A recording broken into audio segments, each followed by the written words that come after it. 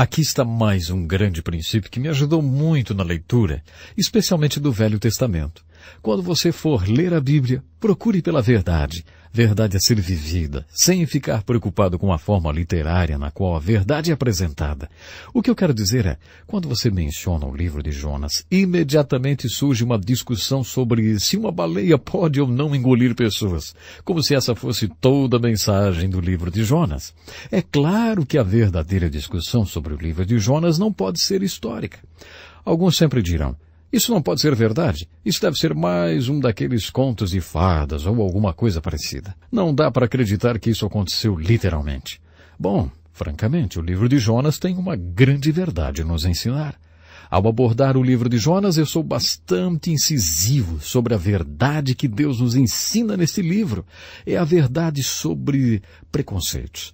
Na realidade, Jonas é a história de um profeta que odiava os ninivitas porque eles eram seus inimigos. Deus mostrou a Jonas que o amor de Deus se estende aos inimigos, no caso, os ninivitas. Essa é a mensagem de Jonas. Superar seus preconceitos para que Deus possa agir através de você. Isso não tem nada a ver com baleias engolindo pessoas. Quando você for ler o livro de Jonas ou a história de Adão e Eva ou qualquer outra história do Velho Testamento, leia as histórias e faça a seguinte indagação. Mas o que isto quer dizer? O que significa? O que isso significa para mim? Deus, qual é a verdade que você está tentando me mostrar através dessa história na Escritura?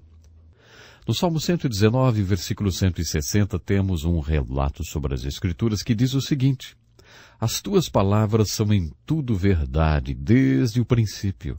Isso quer dizer que quando viermos até as Escrituras procurando pela verdade, devemos procurar pela verdade plena. Não qualquer verdade, a grande verdade, o âmago, a essência de toda a verdade. O que Deus quer dizer com isso? Qual é a completa e conclusiva mensagem de Deus aqui?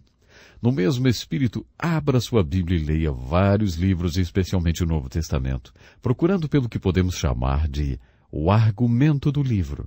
Livros como Romanos e Hebreus têm um argumento interessante. Eles têm uma tese que está por toda parte do livro, da primeira à última palavra.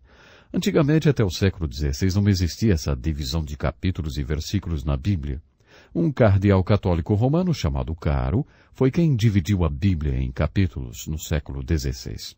Isso significa, como você já deve ter notado, que o apóstolo Paulo nunca ouviu falar em 1 Coríntios capítulo 10, verso 13, porque quando ele escreveu a carta de Corinto, ele não sabia que ela seria dividida em capítulos e versículos séculos mais tarde.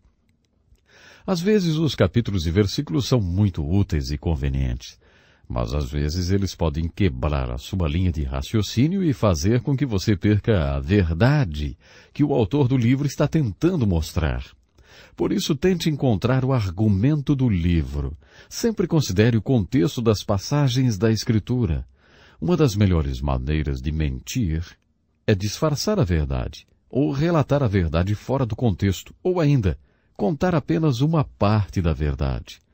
Mudando o contexto das Escrituras, você pode usá-las para provar qualquer coisa que quiser, qualquer ponto de vista. Por isso, sempre considere o contexto de uma passagem das Escrituras.